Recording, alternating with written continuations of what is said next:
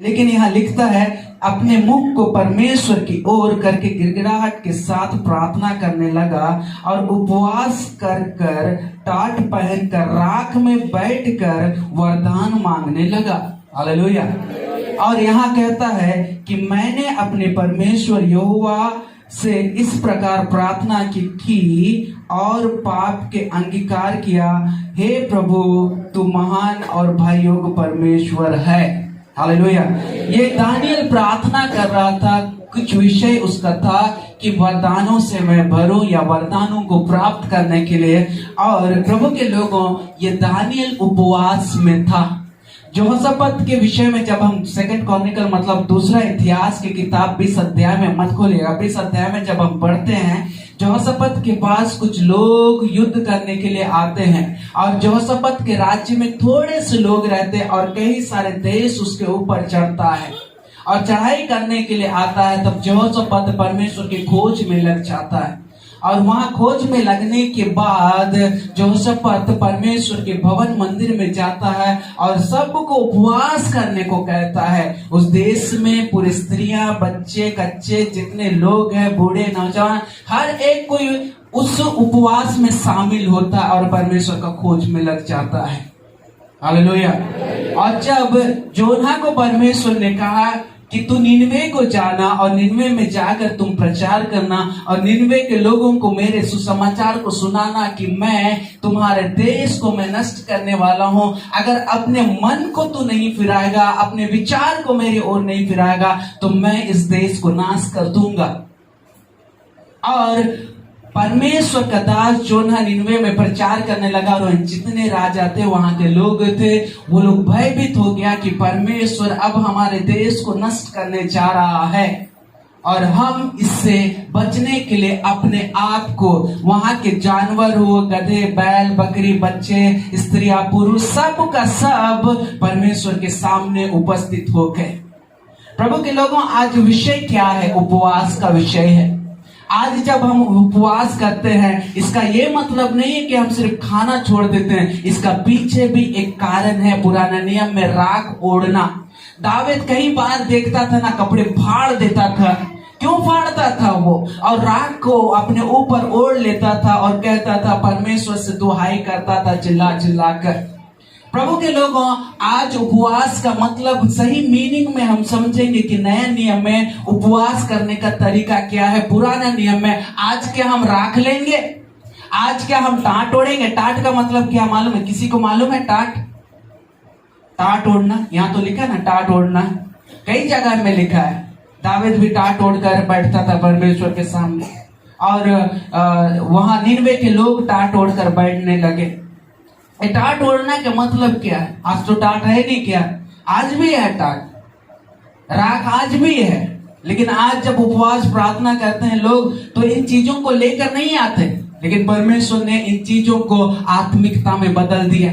पुराने नियम में भौतिकता था, आंख के बदले आंख, दांत के बदले दांत। लेकिन नए नियम में परमेश्वर ने कहा कि बेटा अब तू आंख के बदले आंख नहीं, दांत के बदले दांत नहीं, लेकिन तू अब दया और उनके ऊपर कृपा कर और उन्हें तू क्षमा कर। ये परमेश्वर ने सिखाया है नया नियम में। हालेलुया।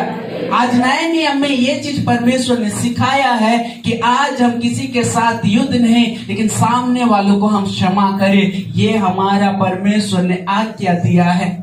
ये दानियल भी अपने लोगों के लिए उपवास में, अपने लिए और वरदान के लिए प्रभु के लोगों, कई सारे दास उपवास में बैठते थे। पुराने नियम में राजा भी बैठता था। यहाँ तो कपड़े फाड़ने के विषय में नहीं दिखा है, लेकिन आप लोग जानते हैं कई बार दाऊद कपड़े को फाड़ता है, राख में बैठता है। प्रभु के लोगों, आज हम जो मसीहत में, प्रभु में जो आए हैं, प्रभु के लोगों, आज हम अपने कपड़े को फाड़ नहीं सकते, राख नहीं ओढ़ सकते। इसका एक अलग आत्मा यहाँ पर लिखता है, गिड़गिड़ाहट के साथ मैं प्रार्थना करने लगा और उपवास करके टाट पहना। आज जोना की किताब हम निकालेंगे। जोना 4 अध्याय 3 का 8 निकालेंगे। तो वहां लिखता है, मनुष्य और पशु दोनों टाट ओढ़े और वे परमेश्वर की दुहाई चिल्ला चिल्ला कर दे और अपने कुकर्म से फिरे और उस उपद्रव से वे कहते हैं पछताव करे। हालेलुया। चर्च, हम बताएं आज हम उपवास के बारे में, कितने लोग उपवास आज करें? साफ साफ से बताइएगा, ठीक है? 1 2 3 4 5, ठीक है। आज काफी लोग आज उपवास प्रार्थना चल रहा है। और मैं ये भी बता रहा हूं, जब दोबारा उपवास होगा ना, तो आप खाली मत रहिएगा, आप भी उपवास प्रार्थना में आइए। हालेलुया। आज सच में बता रहा हूं, आज तीसरा दिन था। आज दोपहर परमेश्वर बहुत कुछ हमारे जिंदगी में तोड़ा और बहुत आत्मिकता से आत्मा से आज परमेश्वर ने भरा, सामर्थ से भरा। क्यों मालूम हो? जो बैठे थे उनसे पूछिए परमेश्वर उनका जिंदगी में क्या किया आज। हालेलुया। और प्रभु के लोगों, जब भी नेक्स्ट टाइम उपवास प्रार्थना होगा, आप हर एक कोई बैठिए, क्योंकि आपका बढ़ोतरी के लिए परमेश्वर काम करेगा। हालेलुया। लेकिन आज जान ले सही उपवास क्या होता है। जब आप आए हैं, उपवास का मतलब क्या है आज जान ले। सिर्फ खाना छोड़ना नहीं, लेकिन उसके साथ साथ प्रभु के लोगों, हमें टाट भी ओढ़ना पड़ेगा, हमें राख भी लगाना ही पड़ेगा, हमें अपने वस्त्र को फाड़ना ही पड़ेगा। क्योंकि प्रभु के लोगों, जब तक पुराने नियम में वस्त्र फाड़ कर कोई व्यक्ति, लेडीज नहीं लेकिन जेंट्स, वस्त्र फाड़ कर और परमेश्वर के सम्मुख राख को लगाकर और प्रभु के लोगों रोकर गिड़गिड़ा कर खाना को छोड़कर वो परमेश्वर के सम्मुख बैठते थे और रोते थे। हालेलुया। कपड़ा फाड़ने का मतलब होता है कि जब आप देखते हैं कई प्रकार के वस्त्र, हम पुलिस वाले को पहचानते हैं, उनका अलग ड्रेस रहता है। अगर हम डॉक्टर को देखते हैं, उनका अलग ड्रेस रहता है। वकील को देखते हैं, अलग ड्रेस रहता है। पुराने नियम में राजाओं का वस्त्र अलग था। उनका वस्त्र हमारे जैसे मामूली इंसान के जैसे नहीं, उनका वस्त्र से समझ जाते थे कि ये राजा है बोलकर, कि राजा का उस पदवी, मतलब जब परमेश्वर के सामने पुराने नियम में कोई व्यक्ति आता था, तब वो कहता था, बोलता था, प्रभु तेरे सम्मुख, तेरे सामने मैं आता हूं, मेरा पदवी और मेरा वस्त्र जो है इसका कोई कीमत नहीं है। हालेलुया। इसका कोई भी कीमत नहीं है। प्रभु मैं तेरे सामने आता हूं, मेरा पोजीशन बेकार है तेरे सामने, मेरा ऊंचा जो पद है, मैं राजा हूं, लेकिन कोई फायदा नहीं प्रभु, क्योंकि मैं एक राजा होने के बावजूद भी इस चीज को मैं नहीं कर सकता। दावेद का जब बेटा मर रहा था प्रभु के लोगों, तब दावेद उपवास और रोना और गिड़गिड़ाना रो रहा था और प्रभु के सम्मुख को रोने लगा, लेकिन उसका बेटा नहीं बचा, मर गया। प्रभु के लोगों, उस समय में वो कह रहा था कि हे परमेश्वर, मेरा जो पद है, ये पद कोई भी इस पद का कोई मतलब नहीं है प्रभु तेरे सामने। इस वस्त्र को जो मैं हूं प्रभु, इस वस्त्र का मतलब मैं एक राजा, इस राजा का वस्त्र है, लेकिन प्रभु इस राज का वस्त्र को मैं फाड़ रहा हूं, क्योंकि प्रभु तेरे सामने आ रहा हूं। मतलब मेरा और तेरा तुलना में प्रभु मैं अब शून्य हो चुका हूं। हालेलुया। पुराने नियम में राजा लोग, ऊंचे शास्त्री, फरीसी और कई सारे सरदार लोग फाड़ते थे कपड़ा कि प्रभु अब मेरा जो पोजीशन है, अब मेरा कोई पोजीशन नहीं रहा, अब मैं शून्य में आ चुका हूं। जब आप अन्न को छोड़ते हैं, खाना को छोड़ते हैं, पानी को छोड़ते हैं, ये सिर्फ आपका शरीर के लिए है, क्योंकि शरीर को आप तोड़ रहे हैं परमेश्वर के सामने। परमेश्वर के सामने सिर्फ शरीर को तोड़ रहे हैं। प्रभु मैं सिर्फ अन्न को तोड़ा हूं, लेकिन आपके मन के विचारों को भी तोड़ना जरूरी है। चर्च, आपके मन के विचारों को भी तोड़ना जरूरी है। जब तक आप कहेंगे प्रभु मैं भोजन को त्याग दिया, मैं पानी को त्याग दिया, आपने तो शरीर के चीजों को त्यागा सिर्फ, लेकिन मन के विचारों को कहां त्यागे हैं। अगर आप कहेंगे मैं उपवास छोड़ दिया, फरीसी और शास्त्री लोग उपवास करते थे वो लोग, लेकिन उनका विचार अलग था।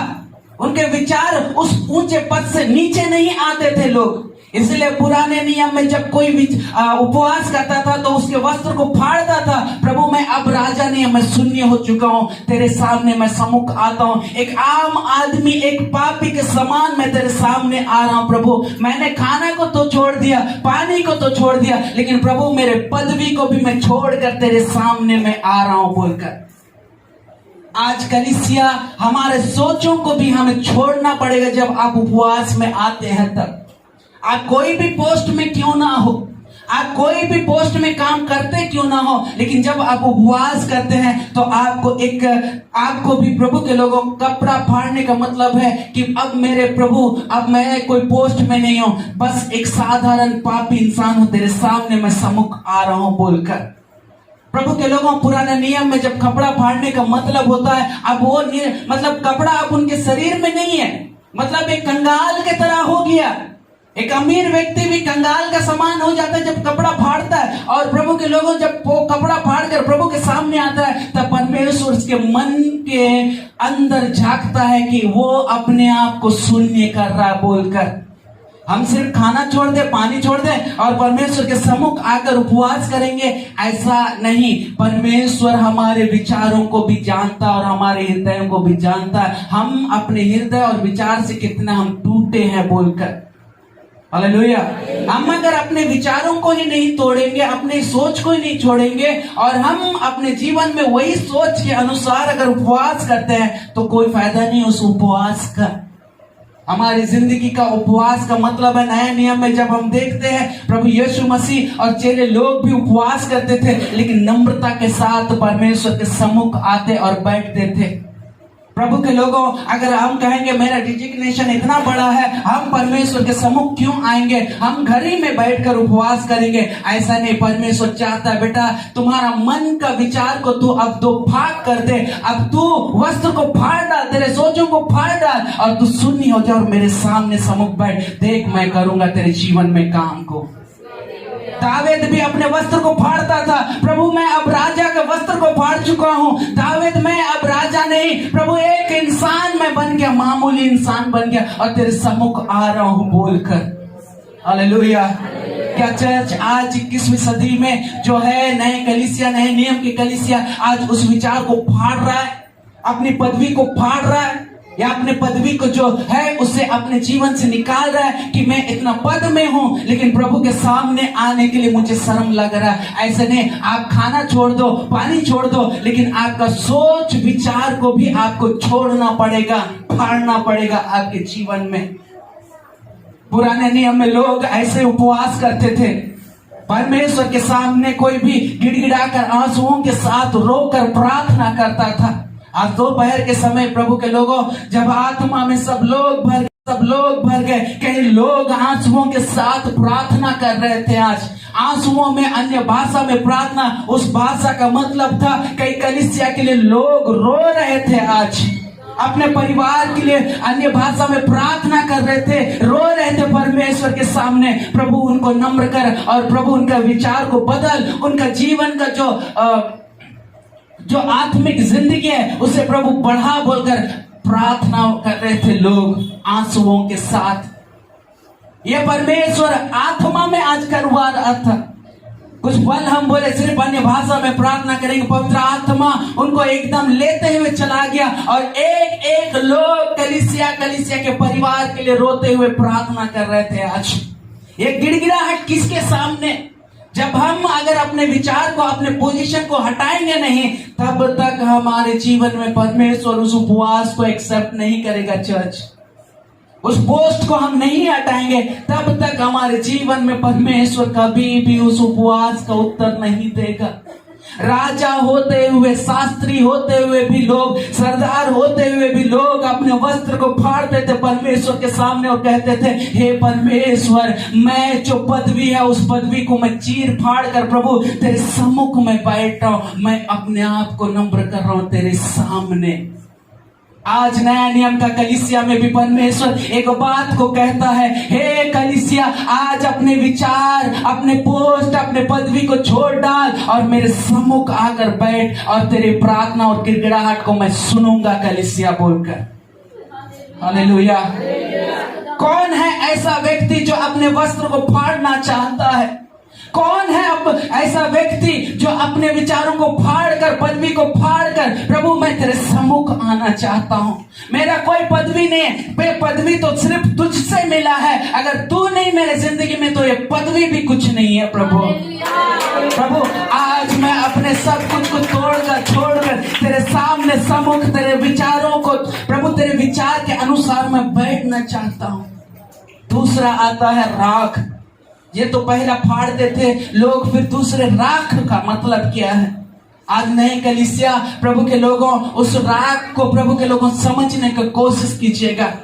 पुराना नियम में राख का मतलब होता है, एक राख कैसे बनता है? राख कैसे बनता है? कोई लकड़ी या कोयला को जब आप देखते हो पूरा जल कर उसे क्या करते हैं मालूम? वो खत्म हो जाता है, पूरा खत्म। अब राख का कोई काम नहीं, राख का कोई काम नहीं। चूल्हा में जो कोयला जलता था वो जलने तक ही कोयला का कीमत है, लकड़ी का कीमत है। अगर जलने के बाद उसका कोई कीमत नहीं, वो राख हो जाता है, राख हो जाता है, मट्टी में मिल जाता, धूल में मिल जाता है और उसका कोई अस्तित्व नहीं रहता क्योंकि वो खत्म हो जाता है। नए चर्च के नए कलीसिया मैं एक बात को कहना चाहता हूं, पुराने नियम में ये तो भौतिक बातों को परमेश्वर देखता था कि वो तू कपड़ा फाड़ मतलब विचारों को तू खत्म कर दे। और ये जो राख ओढ़ का मतलब होता है क्या मालूम है? कि ये जो राख होता है एक फॉर्म में रहता है, एक लकड़ी रहता है, वो जलने के बाद वो खत्म हो जाता, वो मट्टी में मिल जाता और उसका कोई इस्तेमाल नहीं होता है। राख को देखिए, चूल्हा के राख को अभी आप बोलेंगे बर्तन मांजने का काम आएगा, कोई काम नहीं है, वो कोई काम नहीं है। बर्तन मांजना है, बर्तन सफा करना कोई काम नहीं, उसका कोई कीमत नहीं होता राख का। चर्च वो एक धूल के समान है, एक मट्टी के समान है। इसका ये मतलब होता है कि प्रभु मैं तेरे सामने आ रहा हूं, मेरा जीवन और मैं एक राख के समान हूं, एक राख के समान हूं जो मेरा कुछ भी नहीं है, मैं कुछ भी नहीं हूं, मैं मट्टी के समान हूं प्रभु, और मैं मट्टी में ही मिल जा रहा हूं और मेरा कोई कीमत नहीं है। उपवास का मतलब ये होता है चर्च। आज जब आप उपवास करते हो तो कितने लोग हैं जो अपने विचारों को छोड़ते हैं और अपने आप को कहते हैं प्रभु मैं जब मैं उपवास में बैठ रहा हूं तो मैं कुछ भी नहीं। प्रभु के लोगों में पहली बार जब इस वचन को मैंने सुना था, प्रभु के लोगों मेरा मन फट गया। कई दिनों से मैं उपवास प्रार्थना करता था और जब मैं इस चीजों को, पुराने नियम के बातों को जब मैं सुना और सुनने के बाद नए नियम में जब परमेश्वर बातें करना शुरू कर दिया, प्रभु मैं इतने सालों से क्या उपवास किया, मेरे विचारों, मेरे पदवी, मैं पास्टर हूं, मैं मेरे रेवरेंड हूं, इसको मैंने छोड़ा नहीं। जब मैं सही से समझ गया प्रभु मैं तेरे ही चलते मैं पास्टर हूं और तू नहीं है तो मैं कुछ भी नहीं हूं, तब मैं छोड़ दिया। मैं एक आम आदमी के समान बन गया। प्रभु मैं एक आम आदमी हूँ, बस तू ही नियुक्त किया, मैं छोड़ दिया। आज लोग कहते मैं पास्टर हूँ, मैं रेवरेंड हूँ, मैं बिशप हूँ। क्या फायदा तुम्हारी जिंदगी का उस पदवी को छोड़कर परमेश्वर के सम्मुख उपवास नहीं कर रहे हो? तो क्या फायदा तुम अगर राख के समान अपना जिंदगी और जीवन को ना बना लिया परमेश्वर के सामने? राख का क्या है? राख है क्या? उसका कोई कीमत नहीं है। हम भी अपने जीवन में परमेश्वर के सम्मुख जब उपवास में बैठे, खाना को तो छोड़ दिया, हम शरीर को तोड़ रहे हैं, भूखा अपने पेट को जला रहे हैं, प्यासा हम गला को जला रहे हैं। प्रभु मैं तेरे सामने गिड़गिड़ाता हूँ, तड़प रहा हूँ प्रभु, प्यासा हूँ, भूखा हूँ, लेकिन अपने मन से भी प्रभु मैं अपने जीवन को तेरे सम्मुख रख रहा हूँ। मेरा कोई पदवी नहीं, मैं तो एक राख के समान हूँ बोलकर, एक राख के समान। ये होता है चर्च जब आप उपवास में बैठो। सही उपवास क्या है आज परमेश्वर आपके जीवन में खोलेगा। और मैं जानता हूं दोबारा जब आप उपवास में बैठोगे तो ऐसे नहीं बैठोगे, परमेश्वर के सम्मुख अपने विचार को बदल कर बैठोगे। हालेलुया। चर्च मैं आप सिर्फ ये मत सोचिए उपवास में मैं बैठूंगा तो मेरे जीवन बदल जाएगा, बदलेगा, लेकिन आपका सोच विचार जो है उसे भी बदलना है। पुराने नियम में तो भौतिकता से परमेश्वर ट्रीट करता था लोगों को, भौतिकता से चलता था लोग। अरे तू टाट नहीं उड़ा, तू राख नहीं चढ़ा है, खाली खाना छोड़ा, ऐसा नहीं। आज भी परमेश्वर बदला नहीं है, वो तो आत्मिक रूप से देख रहा है तेरा दिल कैसा है, तेरा विचार कैसा है मेरा बेटा। तुम्हारा दिल कैसे है, तुम्हारा विचार कैसे है, वो देखता। परमेश्वर कहता ना, मैं बाहरी रूप से मैं नहीं देखता, लेकिन तुम्हारे मन को मैं जांचने वाला परमेश्वर हूं। अरे भाई, उपवास आप खाना छोड़ दिए, पानी छोड़ दिए, हम तो देख रहे हैं, लेकिन अंदर के बातों को हम तो नहीं देख रहे। परमेश्वर देख रहा है। वो खाना तो छोड़ा, पानी तो छोड़ा, लेकिन उसने अपने आप को कुछ भी नहीं समझा, अपने आप को नम्र कर दिया। परमेश्वर अंदर की चीजों को देखता, अपने हृदय को, आपके हृदय को देखता है। हालेलुया। चल, समझ रहे हैं। और भी है टाट के बारे में, अभी तो आधा ही टूटे हैं, अभी परमेश्वर पूरा तोड़ने का विचार में है। हालेलुया। हम कौन सा गुरूर है, कौन सा पैसा का गुरूर है चर्च, कौन सा पैसा का गुरूर है। आज हम कहेंगे मेरे पास दुनिया भर का पैसा है। प्रभु के लोगों, वो पैसा देने वाला भी, अनुग्रह करने वाला, वो आपके ऊपर है बोलकर वो आपके जीवन में है। वो पैसा आपको करना पड़ेगा। जब आप परमेश्वर के सम्मुख आते हैं, आप जब प्रार्थना करते हैं, आपको करना पड़ेगा, प्रभु मैं राख के समान हूं, उसका कोई कीमत नहीं है। प्रभु मैं भी, मेरा भी कोई कीमत नहीं है। प्रभु मैं तेरे सम्मुख आ रहा हूं बोल के ऐसा नम्रता में आपको आना पड़ेगा, ऐसा नम्र बनना पड़ेगा चर्च आपके जीवन में। अगर आप बड़े से बड़े चीजों को देखना चाहते हैं, आप यीशु का उस नम्रता को देखिए, आप यीशु का उस नम्रता को पहनिए, उस पवित्र वस्त्र को पहनिए। जब आप पहनोगे तो आपके जीवन में परमेश्वर के साथ जो हुआ, यीशु के साथ जो हुआ, आपके साथ भी परमेश्वर करेगा। हालेलुया। आपके साथ भी करेगा। आज हम बाहरी रूप से देख रहे हैं। बाइबल कहता है नया नियम में जब उपवास करता है, मुंह में हंसी रखना, तेल लगाना, सर में, चेहरा में तेल लगाना, अंदर की बात प्रभु के लोगों वो परमेश्वर जानता। लोग हो सकता है आपको ना पहचाने कि ये उपवास में नहीं है बोलकर, लेकिन परमेश्वर जानता है। ईश्वर आपके खाना को छोड़ा, वो देख रहा है, लेकिन आपके मन के विचारों को भी वो देख रहा है, आपके हृदय के उन बातों को भी देख रहा है। चर्च आज इस 21वीं सदी में आज का कलीसिया परमेश्वर के सामने झुकना नहीं चाहता, अपना पोस्ट से झुकना नहीं चाहता। आज कलीसिया को उठाकर देखिए, कई सारे कलीसिया में होता है उपवास प्रार्थना, मैं ट्रेजरर हूं, मैं सेक्रेटरी हूं, ये सभी में अटक गए, लेकिन उपवास प्रार्थना में अपने पोस्ट को लेकर आज तक लड़ाई हो रहा है। परमेश्वर ने कहा था कि सेक्रेटरी बनाने के लिए बनाया, तो बोला था कि ट्रेजरर बनाने के लिए। प्रभु के लोगों, इस संसार में जो चलाने के लिए जो व्यवस्था चाहिए उसी के लिए बनता है, लेकिन लोग आज उस पोस्ट को लेकर मर रहे हैं। हालेलुया। मेरे लिए तो एक ही पोस्ट चाहिए, हम क्रिश्चियनों को एक ही पोस्ट। प्रभु तेरे सामने नम्रता के साथ आते हैं, तू ही उठाने वाला है और तू ही उठाएगा और तू ही मुझे बढ़ाएगा।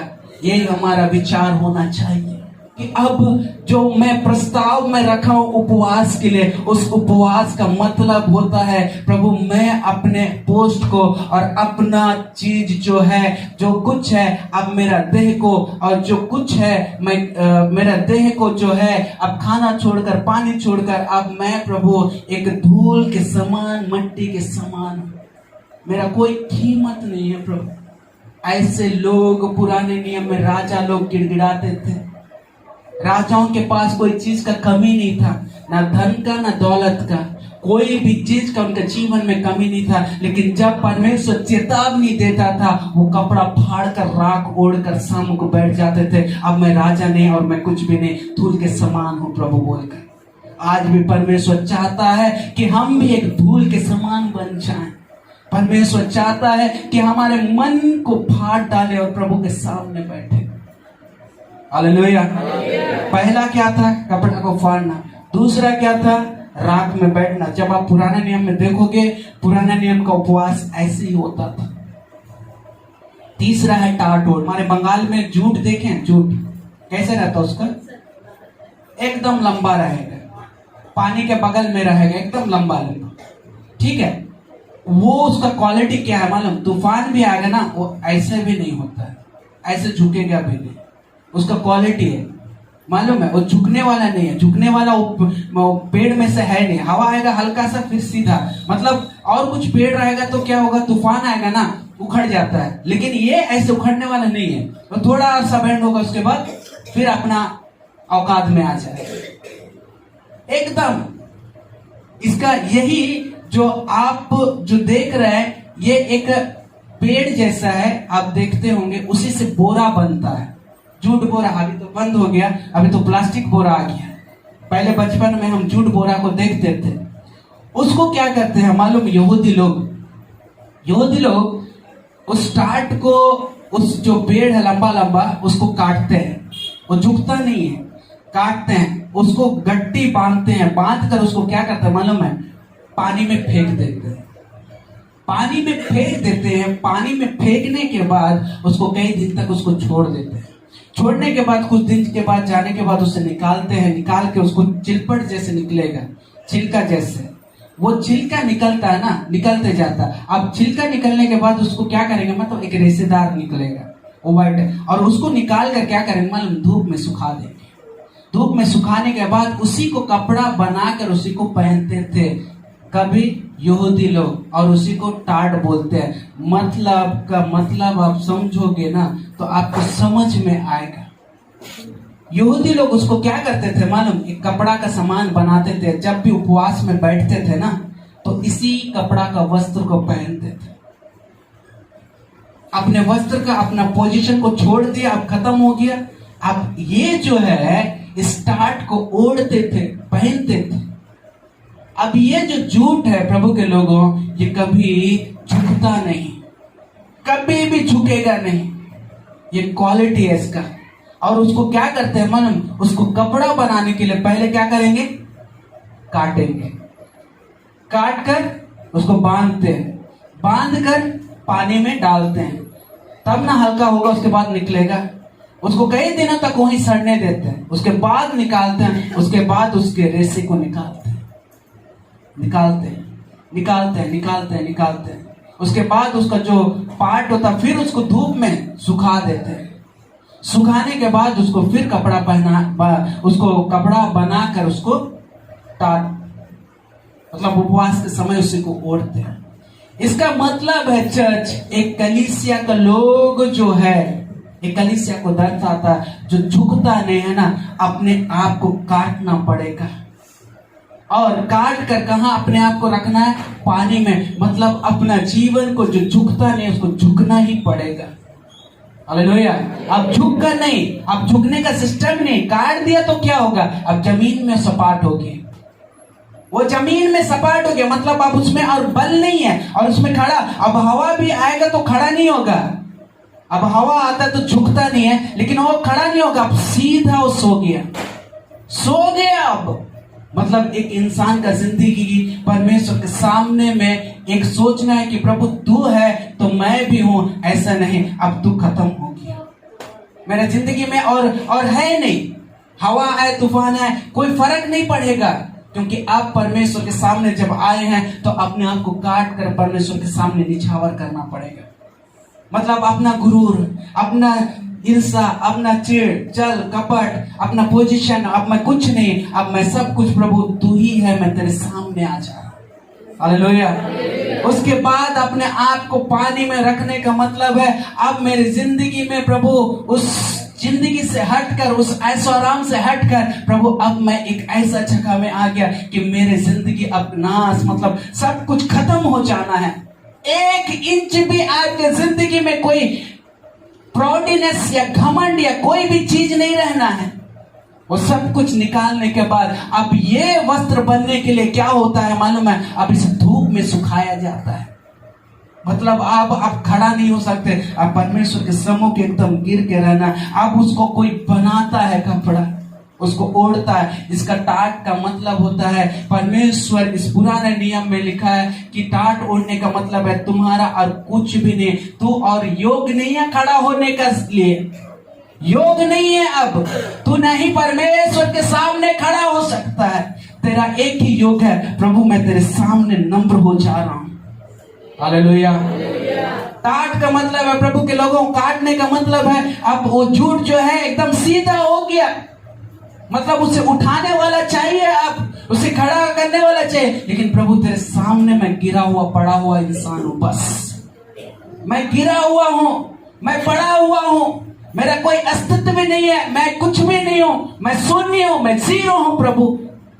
ये सब कुछ आपकी जिंदगी में जो अंदर चलता है उसे नाश करना पड़ेगा चर्च, उसे खत्म करना पड़ेगा आपके अंदर के बुराई को। तब जब आप उपवास में जब बैठेंगे तब परमेश्वर आपके उस उपवास को सुनेगा।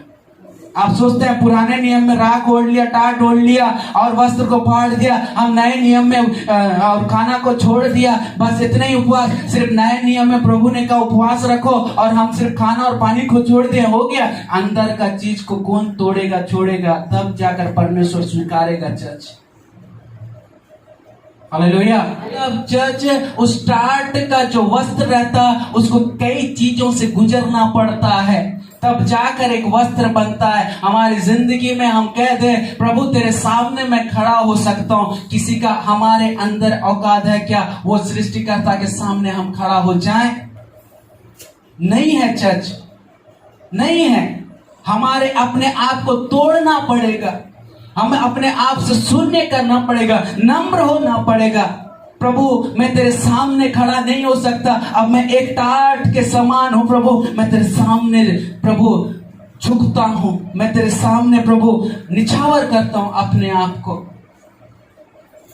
आज कलीसियाओं में उपवास होता है, प्रार्थना होता, आराधना होता, लेकिन प्रभु के लोगों असल बात उपवास का मतलब यह है कि हमारे अंदर का बुराई को निकाल कर फेंकना है और सम्मुख परमेश्वर के सामने आना और कहना प्रभु तू ही एकमात्र परमेश्वर है जो मेरे विनतियों को सुनता है। मैं गिड़गिड़ाता हूं प्रभु, मैं अपनी जिंदगी में प्रभु इस राग को लगा रहा हूं प्रभु, अपने वस्त्र को फाड़ रहा हूं, अब मैं टाट के वस्त्र को पहन के तेरे सम्मुख आता हूं। मतलब है मेरी जिंदगी और जीवन के उन हर एक बुराई चीजों को, हिंसा व चिड़ व चल कपट घमंड और प्रभु जो कुछ मेरे अंदर है जो आपको पसंद नहीं है, उन सबों को निकालते हुए, खाना को छोड़ते हुए, पानी को छोड़ते हुए तेरे सम्मुख आ रहा हूं प्रभु। वो उपवास को परमेश्वर स्वीकार करता है चर्च। Hallelujah, hallelujah. और जब वो उपवास को स्वीकार करता है तब हन्ना के जैसे प्रभु के लोगों जो बांझ थी परमेश्वर उसको बेटा दिया। आमीन, उसे बेटा दिया। जब आप ऐसे उपवास करते हैं, वो कितना भी बड़ा प्रॉब्लम क्यों ना हो, इस संसार के लिए वो असंभव हो, लेकिन परमेश्वर आपके उपवास को ग्रहण करेगा, आपका प्रार्थना को ग्रहण करेगा और आपके जिंदगी में जो आप चाहते हो वो परमेश्वर करेगा। हालेलुया।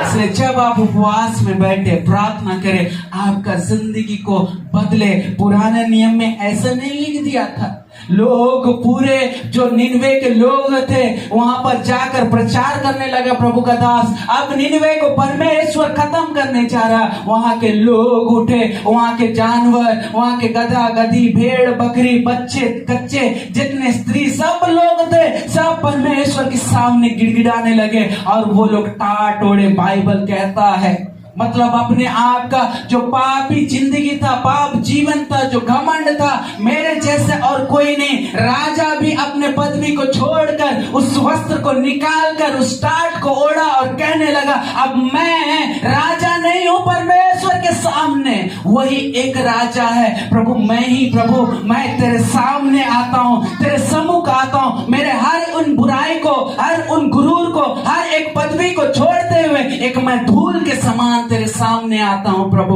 उसी उपवास को परमेश्वर स्वीकार करता और निनवे के लोगों के ऊपर दंड की आज्ञा नहीं हुआ, निनवे उस वक्त बच गया। क्यों मालूम है? उसने वैसे प्रार्थना किया, वैसे उपवास किया।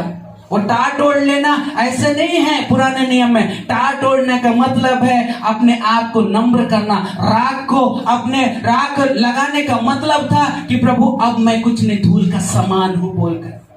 आज की कलीसिया, आज के लोग, मैं उपवास कर रहा हूं, मैंने अन्न को छोड़ दिया, मैं पानी को छोड़ दिया, अंदर के बुरे विचार को छोड़ा क्या? हालेलुया।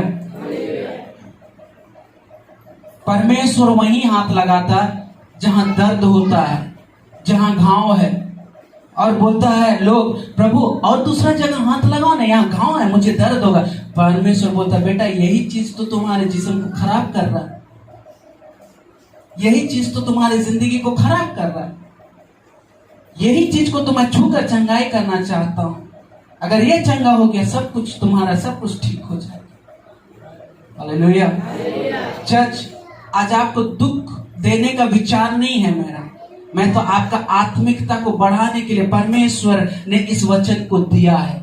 हालेलुया। ये आत्मिकता का मतलब ये है। हो सकता है इस वचन को आप लोग फर्स्ट टाइम सुन रहे होंगे, लेकिन प्रभु के लोगों, ऐसे ही उपवास किया जाता है। हमारे चर्च में ऐसे ही उपवास होता है, इस तरीका से उपवास होता है। हम तो तेल लगाते हैं, कंघी करते हैं, मेकअप सेकअप करते हैं। बाइबल भी कहता है एकदम मेकअप एकदम सामने वालों को पता नहीं चलना चाहिए, ऐसा उपवास करना। प्रार्थना भी जो अगर करेगा तो सबके सामने नहीं, तो एकांत में दरवाजा बंद करके अपने एक लौते जो पिता है उससे तो प्रार्थना, विनती और बातें करना, ऐसा करता है। चर्च, कब तक हमारी जिंदगी में हम ऐसा उपवास करेंगे? छोड़ो ऐसे उपवास को। इस उपवास में बैठो, टाक ओढ़ते हुए, राख अपने ऊपर लगाते हुए, वस्त्र को फाड़ते हुए, खाना को छोड़ते हुए, पानी को छोड़ते हुए और गिड़गिड़ाहट के साथ बैठते हैं। हालेलुया। कि मैं इस विचारों को जो आज परमेश्वर का आत्मा इन बातों को आपके सामने में रखता हूं यीशु के नाम से। और मैं चाहता हूं आपकी जिंदगी और जीवन में जब आप उपवास करें, हो सकता अपने परिवार के साथ आपका बनता ना हो, आपका पति के साथ आपका बनता ना हो, आपके पत्नी के साथ आपका बनता ना हो, आपका ननंद के साथ आपका बनता ना हो, आपका भाभी के साथ आपका बनता ना हो, आपके भाई के साथ आपका बनता ना हो, आपके दोस्त के साथ आपका बनता ना हो, उससे पहले समझौता कीजिए, उपवास कीजिए, फिर प्रार्थना में बैठिए। बाइबल तो ये कहता है चर्च कि अगर तुम भेंट चढ़ाने आओगे, सबसे पहले तुझसे मेल करना, फिर भेंट चढ़ाना। समझ में आ रहा है? मेल मिलाप नहीं है भेंट चढ़ा दिया और प्रभु स्वीकार कर लिया। पहले उत्पत्ति में देख लीजिएगा, आंखें उठाकर, केन और एबल के बारे में। केन और एबल दोनों परमेश्वर को ऑफरिंग चढ़ाते हैं, परमेश्वर को उपहार चढ़ाते हैं। केन का स्वीकार ही नहीं होता, एबल का स्वीकार हो जाता। केन खेती बाड़ी वाला था, एबल भी तो चरवाहा था, अच्छा चीज को दिया। विचारों के द्वारा एक ही बात परमेश्वर केन से बोलता, अगर तू अच्छे मन से नहीं देता तो तेरा भेंट स्वीकार नहीं करता क्या? स्वीकार नहीं करता। प्रभु के लोगों, परमेश्वर हमारा वस्त्र को देखता नहीं, परमेश्वर हमारा मन को और विचारों को देखता है। हालेलुया। इसलिए जब आप उपवास करें, जब आप प्रार्थना करें, भूल जाएगा मैं और आप हो कौन। एक ही यार, प्रभु मैं कुछ भी नहीं हूं, मैं कुछ भी नहीं, ना ही मैं पास्टर हूं, ना ही रेवरेंड हूं। प्रभु मैं तो एक धूल का समान हूं, तेरे सामने आता हूं। हालेलुया। क्या समझ रहे मेरे बातों को? आपका उपवास इस तरीका से होना। अगर आप उपवास करेंगे, दूसरे के प्रति अगर जलन रहेगा, दूसरे के प्रति क्रोध रहेगा, दूसरे के प्रति आपके जीवन में हिंसा रहेगा, तो परमेश्वर आपका खाना को तो छोड़ते हुए देख लिया, पानी को भी छोड़ते हुए आप देख लिया, लेकिन आपका विचार को छोड़ते हुए परमेश्वर देखेगा और बोलेगा, अरे तूने क्या किए? तूने बेटा भूखा तो है, पानी भी नहीं पिया, लेकिन तुम्हारे मन का विचार को छोड़िए। वो 2 सेकंड आपको लगेगा, वो 2 सेकंड आपको लगेगा। आप छोड़े, प्रभु आपका एक्सेप्ट किया। आप क्षमा किए, प्रभु आपको एक्सेप्ट किया। हालेलुया। इसलिए प्रभु के लोगों, ये पुराने नियम का जब हम देखते हैं उपवास को, नए नियम में कोई चीज बदला नहीं है। परमेश्वर नए नियम में कोई चीज नहीं बदला है। परमेश्वर उपवास के समय में भी अपना आपको, प्रभु के लोगों, पुराने नियम में लोग टाट ओढ़ते थे, लेकिन पुराने नियम में परमेश्वर ने टाट ओढ़ते थे, दुख चेहरा में रहता था, राख ओढ़ते थे, लोग समझ जाते थे उपवास में दुखी में, उनका चेहरा दुखी से था। लेकिन नए नियम में ऐसे नहीं कहा परमेश्वर ने। जब तुम उपवास करोगे ना, तो एकदम बाल में तेल लगाना, कंघी मारना, चेहरा में एकदम बढ़िया से हंसमुख रहना। लेकिन प्रभु के लोगों, आपको टाट ओढ़ने को इसका ये मतलब नहीं है कि आपका जिंदगी में जो है विचारों को उसे निकाल कर फेंकने बोला है। हालेलुया। बोला ना, जब तू उपवास करेगा तो तू अपना चेहरा में हंसमुख रहना, सिर्फ आप तुम्हारे पिता को पता चलना चाहिए, जो स्वर्ग में बैठा उसे सिर्फ पता चलना चाहिए। लेकिन आज प्रभु के लोगों, अगर हम सब कुछ तेल भी लगा है, चेहरा में हंसमुख है, किसी को पता भी नहीं है, घर में पता भी नहीं, आप उपवास कर रहे हैं प्रभु के लोगों, लेकिन एक को पता है कि आप उपवास कर रहे हैं, लेकिन आपके मन के विचारों को नहीं फेंक रहे। शायद पास्टर को नहीं मालूम आपके मन के बातों को, लेकिन यहाँ एक है जो परमेश्वर आपके विचारों को जानता है। इसलिए चर्च, आज ये समय है, ये उपवास का प्रार्थना है।